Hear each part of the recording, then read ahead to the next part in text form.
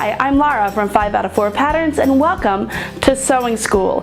Today we're talking about grading out the waist of a princess seam bodice that connects to a pleated skirt, just like in our beautiful women's and girls' Layla dresses. Rachelle has all the information and she's going to make it much easier for us to understand. Take it away, Rachelle.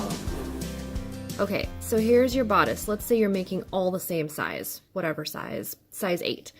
Okay, so you have your princess seaming coming here, and then on the skirt, the pleats are going to line up. Your center pleat lines up with your center front, and then you have your box pleats on either side that are going to line up with your princess seams.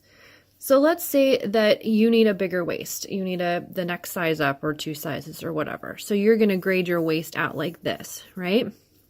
So you're going to want to use whatever skirt this is. So let's say a size 10. So here's our size 10 skirt. Okay, so this matches up. Now the issue is if you use your size 10 pleats, it's not going to match up here because you do not grade princess seams on a princess seam bodice. You only grade the side seams.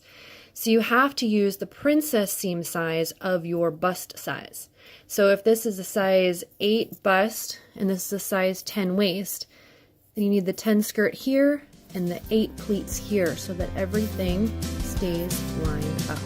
I love the Layla dress. I love the Layla dress so much that I've made every female in my family a Layla dress. And now, if you need to grade out just like I do at the waist, you know exactly how to do it.